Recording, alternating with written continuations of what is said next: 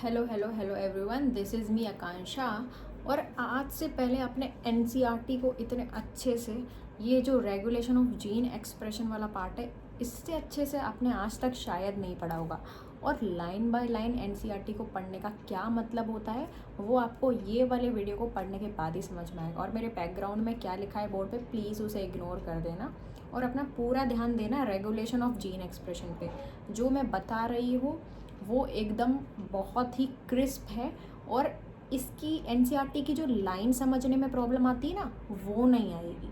ठीक है, ये मैं आपको एक वादे के साथ कह सकती हूँ कि एनसीईआरटी की यहाँ पे जो भी लाइन लिखी है वो आप खुद बता पाओगे। ठीक है, इतना ज़्यादा अच्छी अंडरस्टैंडिंग हो जाएगी। ठीक है, तो सुनो, स्टार्ट करते हैं। Okay, regulation of gene expression. देखो, जो भी कंसेप्चुअल पार्ट था वो मैंने पहले बता दिया है, मतलब इस पैराग्राफ के अंदर क्या इम्पोर्टेंट इन्फॉर्मेशन है वो मैंने पुराने वीडियो में बता दी है। लेकिन क्योंकि हमें एनसीईआरटी तो कंप्लीट करनी है लाइन बाय लाइन, तो उसे कैसे समझेंगे, हर एक लाइन का मतलब क्या है। और सबसे ज़्यादा इम्पोर्टेंट लाइन यही है, यही बच्चों को दिमाग ख़राब करती है। अभी देखना, वो आएगी धीरे धीरे। ठीक है, रेगुलेशन ऑफ जीन एक्सप्रेशन एक बहुत ही ब्रॉड टर्म है जो बहुत सारे लेवल्स पे अकर कर सकता है, ये आप सबको पता है। ठीक है, और जीन एक्सप्रेशन को क्या, जीन एक्सप्रेशन में क्या होता है, वहाँ से फॉर्मेशन होता है पॉलीपेप्टाइड का, ये लाइन समझ आ गई। तो इसीलिए जीन एक्सप्रेशन को हम बहुत सारे लेवल्स पे कंट्रोल कर सकते हैं। ठीक है, ये बात भी ठीक है। तो यूकैरियोट्स में रेगुलेशन को हम 4 लेवल्स पे कंट्रोल कर सकते हैं, वो आपको समझ आ जाता है। उसके बाद जीन्स जो होते हैं वो एक्सप्रेस किए जाते हैं किसी भी सेल में, क्यों, फंक्शंस को परफॉर्म करने के लिए, या फिर कोई सेट ऑफ फंक्शंस को परफॉर्म करने के लिए। यहाँ पे क्या समझे कि जो जीन्स होते हैं वो एक्सप्रेस किए जाते हैं किसी सेल में, क्यों एक्सप्रेस किए जाते हैं, ताकि कोई फंक्शन या फिर सेट ऑफ फंक्शंस को परफॉर्म किया जा सके। ये वाली बात समझ आ गई। ठीक है, फॉर एग्जाम्पल बीटा गैलेक्टोसाइडेस नाम का जो एंजाइम है वो ई कोली तब बनाता है जब उसको लैक्टोज को हाइड्रोलाइज करवाना पड़ता है। लैक्टोज एक डाइसैकेराइड होता है जो गैलेक्टोज और ग्लूकोज में कन्वर्ट होता है। फिर इस गैलेक्टोज और ग्लूकोज को ई कोलाई एनर्जी सोर्स की तरह यूज़ कर लेता है। ठीक है, तो अगर बैक्टीरिया के आसपास लैक्टोज नहीं है तो उसे बीटा गैलेक्टोसाइडेस की ज़रूरत नहीं पड़ेगी। बैक्टीरिया मतलब ई कोली बैक्टीरिया के आसपास अगर लैक्टोज नहीं है तो उसे बीटा गैलेक्टोसाइडेस एंजाइम की ज़रूरत नहीं पड़ेगी। तो इसीलिए जो मेटाबॉलिक, फिजियोलॉजिकल और एनवायरमेंटल कंडीशंस होती हैं वो डिसाइड करती हैं एक्सप्रेशन ऑफ जीन्स को। ठीक है, मतलब बीटा गैलेक्टोसाइडेस जो होता है वो एक जीन के एक्सप्रेशन के थ्रू बनता है। तो अगर लैक्टोज नहीं है तो फिर ज़रूरत ही नहीं है उस वाले जीन को एक्सप्रेस करने की ई कोलाई में, जो बीटा गैलेक्टोसाइडेस को बनने में मदद करता है। इतनी बात समझ में आ गई। ठीक है,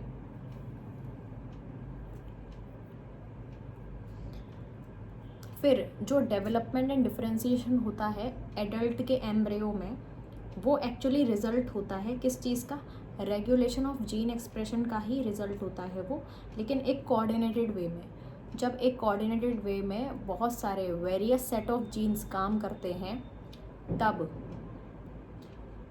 तब उससे डिफरेंशिएशन और डेवलपमेंट होता है एम्ब्रियो में। ये बात पता चल गई। ठीक है, अब सबसे इम्पॉर्टेंट चीज़ आ गई जो है प्रोकैरियोट्स की। प्रोकैरियोट्स में जो मेन साइट है, जो प्रीडोमिनेंट साइट है जीन एक्सप्रेशन को कंट्रोल करने की, या फिर जीन एक्सप्रेशन के रेट को कंट्रोल करने की जो प्रीडोमिनेंट साइट है वो है ट्रांसक्रिप्शनल इनिशिएशन, मतलब ट्रांसक्रिप्शन की शुरुआत। वो एक पॉइंट है जहाँ पे क्या कर सकते हैं, जीन एक्सप्रेशन को कंट्रोल कर सकते हैं या जीन एक्सप्रेशन के रेट को कंट्रोल किया जा सकता है। इतनी बात समझ में आ गई। ठीक है, अब जो एक ट्रांसक्रिप्शन यूनिट होता है वहाँ पे आरएनए पॉलीमरेज की जो एक्टिविटी होती है किसी प्रमोटर के ऊपर, वो रेगुलेट होती है एक्सेसरी प्रोटीन्स की मदद से। मतलब आरएनए पॉलीमरेज किसी प्रमोटर पे बाइंड करेगा या नहीं करेगा, ये होता है एक्सेसरी प्रोटीन्स की वजह से। एक्सेसरी प्रोटीन्स डिसाइड करेंगे कि आरएनए पॉलीमरेज प्रमोटर पे बाइंड करेगा या नहीं करेगा। इस लाइन का मतलब ये है। ठीक है, ये एक्सेसरी प्रोटीन्स को हम रेगुलेटरी प्रोटीन्स भी कहते हैं, क्योंकि ये रेगुलेट करते हैं आरएनए पॉलीमरेज की एक्टिविटी को। एक्टिविटी कौन सी? कि वो बाइंड करेगा प्रमोटर पे, कि वो बाइंड नहीं करेगा प्रमोटर पे। इतनी बात समझ में आ गई। The accessibility of promoter regions of prokaryotic DNA is in many cases regulated by interaction of proteins with sequences termed operators. इस लाइन का मतलब बहुत इम्पॉर्टेंट है। यही वो लाइन है जहाँ पे ज़्यादातर बच्चों का दिमाग ख़राब हो जाता है। इसका मतलब ये है कि आरएनए पॉलीमरेज एक्सेस कर पाएगा प्रमोटर रीजन को या नहीं कर पाएगा, ये बात बहुत सारे टाइम पे इस चीज़ से रेगुलेट होती है कि ऑपरेटर का इंटरेक्शन कौन से प्रोटीन्स के साथ है। ये मतलब है इस चीज़ का। वापस से, कोई आरएनए पॉलीमरेज प्रमोटर पे जाके एक्सेस कर पाएगा, मतलब कोई आरएनए पॉलीमरेज को प्रमोटर का एक्सेस है या नहीं है, ये बात डिसाइड होगी किससे? कि कौन सा प्रोटीन, मतलब किस तरीके का इंटरेक्शन ऑफ प्रोटीन है ऑपरेटर पे उस वक्त। ये बात का मतलब है। सबसे पहले ये समझ लो कि जो प्रमोटर होता है वो क्या होता है? जहाँ पे आरएनए पॉलीमरेज बाइंड करता है। ओके। ऑपरेटर क्या होता है? जहाँ पे रिप्रेसर प्रोटीन बाइंड करता है। ऑपरेटर क्या होता है? जहाँ पे रिप्रेसर प्रोटीन बाइंड करता है। और अगर ऑपरेटर पे रिप्रेसर प्रोटीन बाइंड कर गया तो आरएनए पॉलीमरेज प्रमोटर पे बाइंड नहीं कर पाता है। ये सबसे इम्पोर्टेंट बात है। सबसे इम्पोर्टेंट बात क्या है? अगर ऑपरेटर के ऊपर, ऑपरेटर भी एक डीएनए का सीक्वेंस होता है, अगर ऑपरेटर के ऊपर रिप्रेसर प्रोटीन बाइंड किया हुआ है तो फिर प्रमोटर के ऊपर आरएनए पॉलीमरेज बाइंड नहीं कर पाएगा। ये सबसे इम्पोर्टेंट बात है, ठीक है।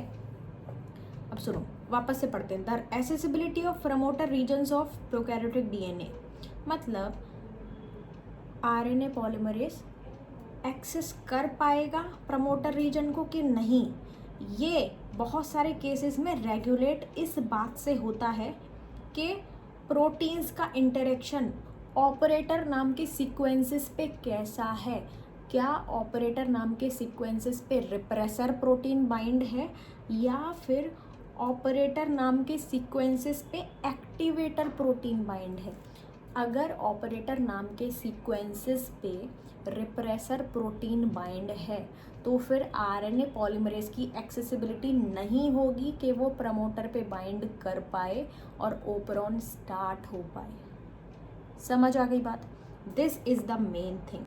और फिर बात कहते हैं द ऑपरेटर रीजन, अब तो सब नॉर्मल है। The operator region is adjacent to the promoter elements. जो ऑपरेटर रीजन होता है वो प्रमोटर के जस्ट पास में होता है मोस्ट ऑफ द ओपरॉन्स में। और मोस्ट केसेस में जो ऑपरेटर का सीक्वेंस होता है, मतलब जो ऑपरेटर नाम का सीक्वेंस होता है, उस पे स्पेसिफिक रिप्रेसर प्रोटीन बाइंड करता है। वापस से, operator region most of the cases में प्रमोटर रीजन के जस्ट पास होता है। मतलब ऑपरेटर वाला जो सीक्वेंस होता है ना, एक सीक्वेंस ही तो होता है ना, तभी तो उसको ऑपरेटर बोल रहे हैं, और एक पर्टिकुलर सीक्वेंस को प्रमोटर बोलते हैं। तो ये जो पर्टिकुलर सीक्वेंस है जिसे हमने ऑपरेटर नाम दिया है वो most of the time promoter नाम के सीक्वेंस के जस्ट बाजू में होता है। और मोस्ट ऑफ द टाइम ये ऑपरेटर नाम का सीक्वेंस किसे बाइंड करता है? एक रिप्रेसर प्रोटीन को बाइंड करता है। और अब आप बताओ, अगर ऑपरेटर नाम के सीक्वेंस पे रिप्रेसर प्रोटीन बाइंड हो गया है तो क्या आरएनए पॉलीमरेज प्रमोटर नाम के सीक्वेंस पे बाइंड होगा? बताओ, आंसर बताओ कमेंट्स में, होगा कि नहीं होगा? सोचो एक बार। ऑब्वियसली नहीं होगा, ठीक है। समझ आ गई बात? एग्जाम्पल के लिए कहा है, जैसे लैक ऑपरेटर होता है वो सिर्फ लैक ओपरॉन में प्रेजेंट होता है और वो सिर्फ लैक रिप्रेसर के साथ ही इंटरेक्ट करता है। मतलब लैक ओपरॉन में लैक ऑपरेटर नाम का एक सीक्वेंस होता है जिसके ऊपर जो रिप्रेसर प्रोटीन बाइंड करती है, जिसके ऊपर जो रिप्रेसर प्रोटीन इंटरैक्ट करती है उसका नाम है लैक रिप्रेसर। आई होप आपको ये पैराग्राफ इतने अच्छे से समझ में आया होगा और आपको ये वीडियो बहुत ही हेल्पफुल लगा होगा। मिलते हैं नेक्स्ट वीडियो में, तब तक के लिए ध्यान से पढ़ाई करना और कोई डाउट आए तो कमेंट सेक्शन में मेंशन करना। I will definitely make a video on it. और प्लीज़ ये भी बताना कि ये वीडियो कैसा लगा। ओके।